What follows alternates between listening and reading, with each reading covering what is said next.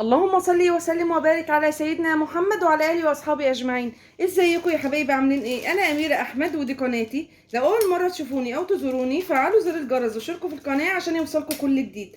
النهارده انت جايبه لنا ايه يا اميره؟ النهارده انا جايبه لكم حاجه حلوه قوي. النهارده هنملى البيت خير ان شاء الله رب العالمين. النهارده كده الخميس، فايه بتبقى سهرة حلوة كده، نسهر كده مع أولادنا، نسهر قدام التلفزيون، ناكل حاجة مع الشاي، نشرب مع شاي بلبن، الكلام ده كله. فحبيت ان انا النهارده اشارككم كده اليوم بتاعنا النهارده باذن الله رب العالمين. قلت اما اعمل شويه قرص كده سخنين حلوين يدفوا البيت كده ويدفونا، وحاجه جميله كده مع كوبايه شاي بالليل، مع كوبايه ينسون، كوبايه شاي بلبن، حاجه حلوه كده. ت... العيال ياكلوها بدل ما يشتروا حاجه من بره والكلام ده كله. وغير كده وكده ان انا هقول لكم كمان ازاي نعينها وازاي نخزنها لو انت عامله كميه كبيره. انا النهارده عامله كيلو من الدقيق. اقول بسم الله خير الاسماء، بسم الله الذي لا يضر مع اسمه شيء في الارض ولا في السماء وهو السميع العليم. النهارده انا جايبه كيلو دقيق بس، هعمل كيلو دقيق بس هنطلع منه شويه تشكيله حلوه قوي. يلا بقى اقول لكم على المقادير. نزلت هنا بكيلو من الدقيق، هنزل كمان بمعلقتين ونص من السكر. تمام، معلقتين ونص من السكر على الدقيق بتاعي.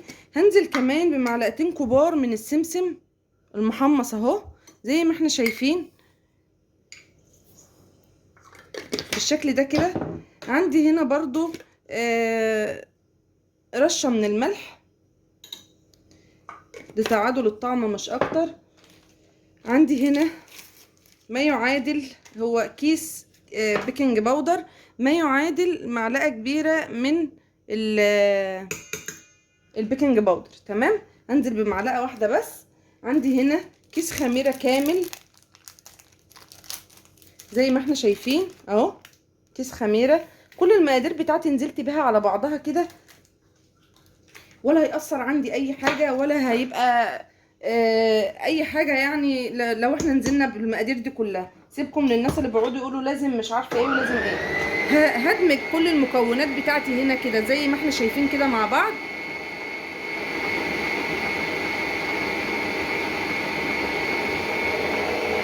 وهوقف عشان انزل بال بالمادة الدهنية بتاعتي. والمادة الدهنية بتاعتي هنا عندي كوباية من السمنة. تمام، انا جايباها كده، هي سمنة بلدي يا جماعة، بقري. السمنة دي بلدي بقري عشان كده لونها اصفر. لو انت هتستعملي الجاموسي اللي هي بتبقى لونها ابيض. لو ما عندكيش لا ده ولا ده، استعملي سمنة عادية خالص، مش هتفرق خالص، ويبقى طعمها حلو وكل حاجة. بس احنا يعني ايه، بنعزز الطعم، احنا مش هنبيعها، احنا بنعمل حاجة لاولادنا تبقى مغذية، بنلم قيمة غذائية على قد ما نقدر. تمام، فانا عندي هنا كوباية من السمنة جايباها دايركت كده من البرطمان او من الصفيحة، مش هسيحها ولا اي حاجة. هنزل بيها هنا على الدقيق بتاعي اهو. بسم الله ما شاء الله، هطلع لكم شوية قرص النهاردة ملهمش حل. عندي كمان نص كوباية من الزيت هنزل بيها هي كمان اهو. يبقى انا نزلت بنص كوباية من الزيت وكوباية من السمنة. تمام، يبقى انا عندي، اعيد لك تاني من الاول، عندي كيلو دقيق. تمام، كيلو من الدقيق متعدد الاستخدامات للمخبوزات. تمام كده. عندي معلقتين ونص سكر، عندي رشة ملح، عندي معلقتين من السمسم المتحمص، عندي كوباية من السمنة، عندي نص كوباية من الزيت. السمنة بتاعتك حسب رغبتك، حابة تحطي سمنة بلدي ومتوفر وموجودة حطي، مش موجودة حطي سمنة عادية خالص، مش هتفرق خالص في اي حاجة ولا اي حاجة خالص. والقرص هتطلع نفس القرص ونفس الطعم ونفس كل حاجة، هي بس بتفرق في الريحة وبتفرق في القيمة الغذائية والكلام ده كله. بس لو مش متواجدة مش مشكلة. تمام، يلا بقى ندمج كل المكونات بتاعتنا دي على بعضها كده. انا عايزاها ايه؟ تبقى مبسوسة. شفتوا لما بنمسكها كده على ايدينا نبسها، نبس الكحك والكلام ده كله. بسي القرص بتاعتك بحيث ان هي تشرب كل الحاجات، كل الدقيق يندمج ويتبس مع المادة الدهنية. الدقيق بتاعي طلع على الحروف كده، فانا لازم ان انا اجيب الاسباتيولا او بايديكي او باي حاجة لمي الدقيق بتاعك عشان كله يبقى مبسوس وكله شارب السمنه وكله شارب الزيت معاكي بالشكل اللي انا بعمله ده كده. فرفري كده الدقيق في بعضه علشان العجان يجيب كل الدقيق بتاعك يكون مشربه يشرب كل الماده الدهنيه اللي انت حطيتيها. تمام كده. انا مش هزود ماده دهنيه يا جماعه. الماده الدهنيه للكيلو الدقيق بنحط 1.5 كوبايه من الماده الدهنيه. حابه تحطي سمنه على زيت حطي، حابه تحطي سمنه بس حطي، حابه تحطي زيت بس حطي. بس افضل شيء وافضل نتيجه توصلنا لها يعني اما بتبقى حلوه ان انت تحطي كوبايه حاجه ونص كوبايه حاجه. يعني انت ممكن تحطي كوبايه زيت ونص سمنه على فكره، يعني مش شرط ان انت تحطي كله زي ما انا عملت، يعني ممكن تعكسي. تمام. يلا نضرب تاني. انا عايزه الدقيق بتاعي يبقى مبسوس بحيث ان الدقيق كله يبقى متشرب كل الماده الدهنيه. تمام. بالشكل اللي احنا بنعمله ده اسمه بنبس العجين. بنبسه يعني بندخل فيه الماده الدهنيه في قلب الدقيق كده. حبايب قلبي انا بسيت كل الدقيق بتاعي اهو، بقى عامل زي الرمله المبلوله زي ما احنا شايفين كده اهو. بقى شكل الرمله المبلوله بالظبط. هو ده عمليه البس اللي احنا بندخل اي ماده دهنيه في الدقيق اسمها بس. بنبس الدقيق مع السمنه او مع الزيت. تمام. بيبقى عامل زي الرمله المبلوله كده. انا عندي هنا بقى المكون الماده السائله او الماده اللي انا هلم بيها العجين دي عباره عن ايه؟ عباره عن لبن رايب. تمام كده. انا عندي اللبن الرايب ده انا اللي عاملاه يعني كان عندي لبن وغليته وسبته راب علشان ان انا اعمل بيه. تمام. ما عندكيش لبن رايب، عندك لبن حليب تحط عليه علبة زبادي بقى لبن رايب. تمام. مفيش مشكلة كده. يبقى كده الموضوع سهل عليكي وبسيط اهو، عشان القرصة تطلع طرية كده وطعمها حلو وريحتها حلوة باللبن الرايب والسمنة اللي احنا حطيناها، فبندعمها كده بتبقى طعمها تحفة جدا. هنزل هنا بكوبايتين من اللبن الرايب على الكيلو الدقيق. تمام. زي ما احنا شايفين كده اهو. ولو احتاجنا تاني ممكن نضيف لبن او ممكن نضيف لو محتاجنا مادة سايلة يعني حسب الدقيق بتاعنا ممكن نضيف لبن او ممكن نضيف علبة زبادي او ممكن نحط علبة زبادي على كوباية لبن ونسقسق، او مية عادية دافية ان احنا نكمل بيها العجين عادي خالص. مفيش حاجة بتقف علينا. اهم حاجة يكون العجين بتاعنا ايه؟ طعمه حلو. انا هبدأ ان انا الم العجين بتاعي اهو، وهشوف المرحلة بتاعته هتوصل لايه، وهيلم بالكوبايتين ولا مش هيلم.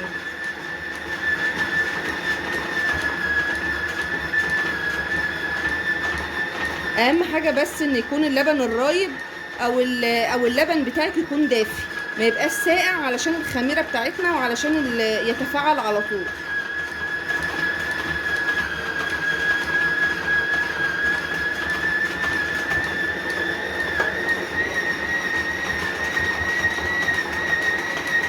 انا بعمله الاول على ابسط حاجة وبعد كده برجع ايه ان انا اشغل العالي في العالي علشان ان انا ابدأ الم بقى.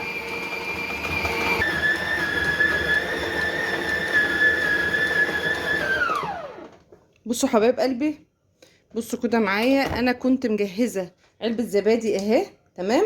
ان انا اشتغل بيها. تمام كده.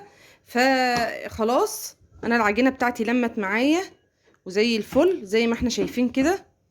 هبعد بس العجان. زي ما احنا شايفين كده العجينة بتاعتي زي الفل، محتاجتش اي حاجة خالص وخلصانة ومنضفة ونضفت العجان معايا اهي بالشكل ده كده اهي، ونزلت معايا بكل سهولة ونضيفة وزي الفل اهي.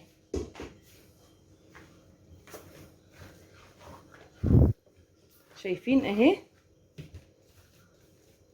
معجونة وزي الفل اهي. شايفين القرص معايا جميلة اهي. انا مش هسيبها تخمر ولا اي حاجة خالص، انا هشتغل فيها على طول. انا بس هسيبها 10 دقايق بالظبط تريح بس من العجين، وبعد كده هنشكلها مع بعض عجينة ناجحة وزي الفل زي ما احنا شايفين اهو ما شاء الله. هنسيبها بس تريح زي ما احنا سايبينها بس على الترابيزة كده، او على الكونتر او على اي حاجه انت شغاله عليها. ريحيها 10 دقايق بس بالظبط بعد العجن وبعد الضرب اللي اتضربت فيه ده يعني. وبعد كده ايه هنشتغل فيها على طول علشان نحطها في السيجان بتاعتنا، وهتخمر في السيجان واحنا شغالين. يلا بينا بقى حبايب قلبي، انا كده ريحت العجينه بتاعتي شويه. وجبت الصاج بتاعي اللي انا هشتغل فيه اهو. تمام. ثانيه واحده بس عشان اوسع لنفسي عشان تبقوا انتوا شايفين اهو.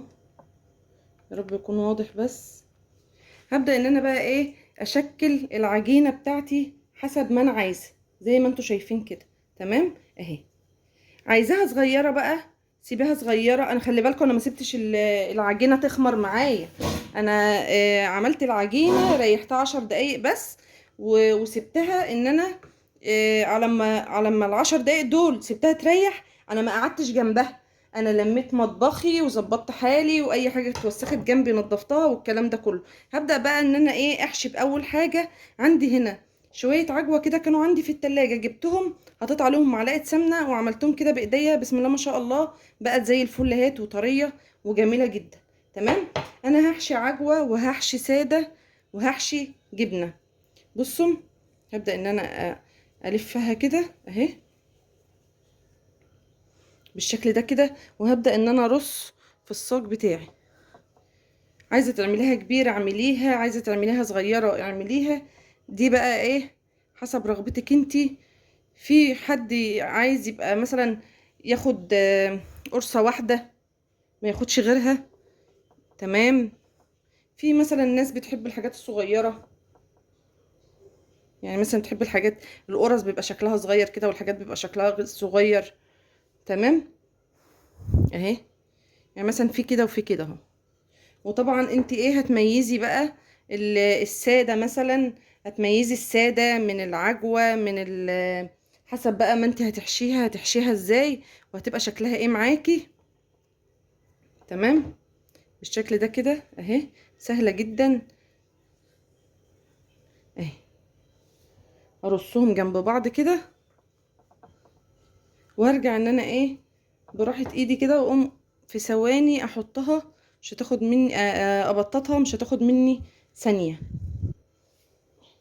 ارص كده بس اسيب مسافة، سيب مسافة بسيطة في قلب الصاج اهو زي ما احنا شايفين كده. بسم الله ما شاء الله هتنطر معاكي كمية حلوة. شوفي النهاردة بتروحي تشتري الكيلو القرص دي من اي مخبز او من اي فرن بتبقى عاملة كام. والله اعلم عاملين نفس ما انت عاملة ولا لأ، وحاطين الحاجات اللي انت حطاها ولا لأ. وما علينا بقى من كل ده، اهم حاجة النظافة. انت ضامنة حاجتك في بيتك نظيفة سهلة حلوة. غسله الحاجه، غسله الصاج حتى على الاقل اللي انت هتفردي فيه. ايدك نظيفه غسلاها، ضامنه نفسك. ما انتش عارفه بقى اللي بره ده ولا المخبز ده شغال ازاي، ولا العمال اللي فيه غاسلين ايديهم ولا عاملين ايه، ولا العجوه دي شكلها ايه، ولا الحاجات دي شكلها ايه. الحاجات دي بتبقى بصراحه يا جماعه بقرف منها قوي. يعني الموضوع ده بيبقى صعب. يعني الواحد بيفكر مليون مرة قبل ما بياكل حاجة جايبها من بره. يعني يا ترى دي معمولة ازاي، يا ترى ده ايد مين اتمدت فيها. بيبقى الموضوع فعلا يعني ده بغض النظر ان في اماكن طبعا حلوة يعني نظيفة. شفتوا ما بتاخدش وقت خالص، سهلة جدا اهي. انا عايزاكي بس تميزي القرص اللي انت بتعمليها. شوفي ان انت بتعمليها يبقى المسكرة ايه والحادقة ايه علشان مش تتكسر كلها. يعني مش كل اللي هيمسك قرصة يبقى عايز ياكل بالعجوة مثلا يروح كسرها مش هيلاقيها بالعجوة فمش هياكلها. اللي عايز بالجبنة يروح كسرها لا، فانت هتبوظي الدنيا كده. فانت ميزيها مثلا بشوكة، حطي على وشها اي حاجة بحيث ان انت تميزيها بس يعني. احنا بقى نفردها ايه كده اهي بالشكل ده كده بحيث ان كلها تطلع كلها مقاس واحد. تمام اهي. شايفين مفيش اسهل من كده ولا اسرع من كده. ما خدتش مننا 10 دقايق عجن ولا اي حاجه خالص. بسم الله ما شاء الله. لما تستعني بالله كده و تصلي على رسول الله وتعملي الحاجه كده بنفس راضيه في بيتك لولادك، صدقيني هتطلع احسن حاجه وهتبقى بسرعه. صدقيني هتخلص منك بسرعه وهتخلصي كل حاجه بسرعه، مش هتاخد منك وقت. اهي مش هتاخد منك وقت خالص وهتبقى اسهل منها مفيش. بالشكل اللي انتوا شايفينه ده كده اهو. حابه بقى تعملي صغير، حابه تعملي كبير، اعملي زي ما تعملي بقى. ايه دي حاجه ترجع لك انتي. التشكيل ده بتاعك انتي، يعني التشكيل ده بتاعك انتي، الشكل ده بتاعك انتي النهائي، علشان انت اللي هتاكلي مش انا. يعني بتحبها كبيره، بتحبها صغيره، بتحبيها تخينه، هي يعني ايه سمك سنتي كده يعني بتبقى افضل حاجه. اهو تتنقل بكل سهوله ولا بتلزق ولا اي حاجه خالص. بسم الله ما شاء الله عليها، ما شاء الله بصراحه. عجينه جميله، عجينه ناجحه وجميله وزي الفل بصراحه، حلوه قوي اهي. انا ما فصلتش معاكي خالص ولا انا سرعت الفيديو بحيث ان انت تشوفي كل الخطوات. شايفه كده اهي. بسم الله ما شاء الله اهي. ما شاء الله ما شاء الله زي الفل. هكمل بقيت بقى الكميه عشان ما اطولش عليكي وارجع لك تاني. وبكده يا حلوين انا كده خلصت كل الكميه بتاعتي معايا كده. احنا شايفين اهو اتعملت معايا صاجين. بسم الله ما شاء الله، اللهم صل على النبي. كميه حلوه جدا اهي زي ما احنا شايفين. هاجي هنا بقى على اللي هو بالعجوه ده، هعمل شقين كده بس ايه، خطين كده على وش القرصه من فوق اهو بالسكينه. هندخل بقى الفرن على درجه حراره 180، فرن مسبق التسخين. وبعد ما اسخنه ههدي النار تمام، علشان القرص يا جماعه بتستوي على نار هاديه، مش بتتسلق كده بسرعه اللي هو 5 دقايق وتطلع وكده انتهينا، لا. عشان القرصه تبقى حلوه وما تبقاش معجنه من جوه وتعيش معاكي لو حطيتها في الفريزر او عينتيها وكيستيها علشان تفضل عندك فتره تمام. القرص دي على فكره ممكن تفضل عندك من يوم لشهر في الفريزر، مش هتقول لا. يعني تشوفي عدد كميه اسرتك ايه وعدد العجين اللي انت عاملاه، مثلا وتقسمي مثلا الكيس 5 قرصات، الكيس 6 قرصات، الكيس 10 قرصات، حسب بقى ما شاء الله ما انت عاجنه وحسب ما انت سايبه. هتكيسي وتعيني في الفريزر وتطلعي الكيس من الفريزر تسيبيه على الرخامه، مفيش 10 دقايق هتلاقيه فك معاكي. تحطيه في صينيه وتدخليه الفرن على درجه حراره هاديه جدا 5 دقايق بالظبط، هتطلع لك اكنك لسه خبزاها دلوقتي حالا. لو عندك ميكروويف طبعا هيسهل عليكي كل اللي انا قلته ده. وهتحطي في هترصي في الصينيه وتدخلي 30 ثانيه تطلعي اكنك لسه خبزاها حالا ومطلعاها من الفرن تمام كده. يلا بينا ندخلها الفرن على فرن مسبق التسخين وهدي النار. لتاني مره بقول لك هدي النار. القرص تستوي على نار هاديه، مش بتستوي على نار عاليه علشان ما تتحمرش من فوق ومن تحت، تستوي بسرعه ومن جوه تفضل عجينه. وتيجي بعد كده بعد ما تبرد بقى وبتاع ما تلاقي طعمها مش حلو وتبقى عايزه ترميها ومش هتبقى حلوه خالص معاكي. سوي على نار هاديه تمام. يلا بينا ندخل الفرن واوريكم التسويه بتاعتي هتبقى عامله ازاي. وكده يا حبايب قلبي يكون القرص بتاعتي خرجت من الفرن. شايفين ده شكلها يشهي يا جماعه، تحفه تحفه بجد، بامانه تحفه. ما قدرتش امسك نفسي ولا قدرت ان انا انهي الفيديو من غير ما اعمل كوبايه شاي. كوبايه الشاي دي هي بقى ايه هتساعدني ان انا امسك نفسي علشان اكل القرص دي. شايفين القرص بتاعتي عامله ازاي؟ شايفين الحلاوه، شايفين الطعامه، شايفين القرصه، شايفين الحشو، شايفين الحشو عامل ازاي، شايفين التسويه اهو. بسم الله ما شاء الله. شايفين العجوه والحشو بتاعها من جوه طريه وتحفه يا جماعه ملهاش حل. شايفين اهي، شايفين اللي بالجبنه دي، اللي بالجبنه اهي. بسم الله ما شاء الله، بسم الله ما شاء الله. الجبنه جواها هي جميله جدا يا جماعه. شايفين عامله ازاي، طريه وهشه وحلوه جدا ومستويه يا جماعه ودايبه دوب فعلا فعلا. يعني تستاهل التجربه وتستاهل ان انتوا تجربوها. دي الساده اهي، هي دي كمان الساده اهيت. يعني انا عامله منها 3 انواع، عامله ساده وعامله عجوه وعامله بالجبنه، تحفه تحفه تحفه تحفه تحفه بامانه، ملهاش حل. الله الله، تحفه يا جماعه بامانه، تستاهل فعلا كوبايه الشاي اللي انا عملتها جنبها دي. فعلا تستاهل كوبايه الشاي، تستاهل ان انا اكل معاها قرصه زي دي بعد نهايه يوم تعب وشقه في البيت. يا رب يكون الفيديو بتاعي عجبكم ونال اعجابكم. لو الفيديو بتاعي عجبكم و... وحبيتوه وحبيتوني كمان مع الفيديو، حطوا لي كومنت وحطوا لي لايك يا جماعة. اللايك بيرفع القناة وبيرفع الفيديو و... وشيروه علشان القناة تترفع واكتر عدد من الناس ان هي تشوف القناة وتشوف الفيديوهات بتاعتي. انا على ما اعتقد يعني على ما اعتقد ان انا بعمل محتوى حلو، بس مش عارفه انتوا رايكم ايه بقى. لو المحتوى بتاعي عجبكم وفيديوهاتي حلوه وبتعجبكم وطريقتي في الاكل يعني حلوه وعجباكم، حطوا لي لايكات وشيروني عشان اوصل لاكبر عدد ممكن من المشتركين، وقناتي تتفاعل بيكم وليكم وتبقى حلوه. والسلام عليكم ورحمه الله وبركاته.